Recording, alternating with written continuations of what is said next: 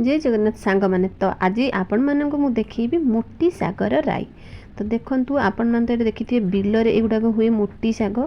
तो आमर मोटी साग को मुझे भल भाव देखो बाछि देकी धोई धाई रखीदे सहित आम कखारु डंका आलू सारू जेहेतु मोहर सारू नाला खाली आलू पकई आलू आ कखारु डंका को भल भाव काटिकी परिष्कार भाव कर धोईदेली धोईदे सारापर कड़ाई टे तेल रसुण टी पियाज टी छुंक देकी तादर आम जो परिवाटी रखी पकई संतुली देवा भल भाव में परिवाटी जो संतुली देवा भितर सीम कर ढांकी देवा भितर से टी सीझी आसब अटिकिया सीझीगला आम सोरिष जीरा रसुण जो रखी बटा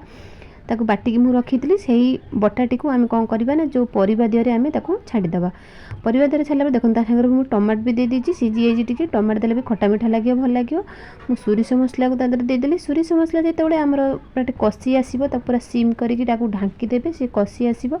भल भाव में से कषि आसला देखिए पुणी आलूटा आमर सीझिला कि नहीं देखा पड़ो भल भाव ढांकी देली सी सीझीगला देखो पूरा सीझी आसला से जो मसलाटी आमर मसलाटा सीझीगले आमर सोरिषटी गंध हम ना देखो सी पूरा सीझी आसला जो मोटी शाग को भल भाव में धोईकी काटिकी रखी तादर आम पकईदेलु देखो पकई सारा पुणी एपट सेपट करमती घाटीदे